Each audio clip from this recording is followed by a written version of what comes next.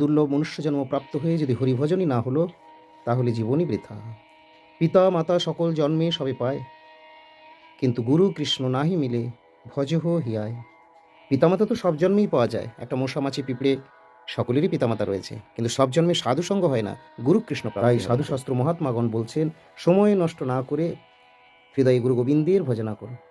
জয় শ্রী গুরুপদ পদ্ম বনমালী জিউ কি জয়। প্রিয় ভক্তবৃন্দ, দর্শক বন্ধু, আপনারা দর্শন করছেন, এখন আমরা কাইজুলিতে বিকাশ বাবুর বাসভবনে। জয় শ্রী গুরুপদ পদ্ম কি জয়, শ্রী শ্রী ভক্তি বিজয় নাম হট্টু কি জয়।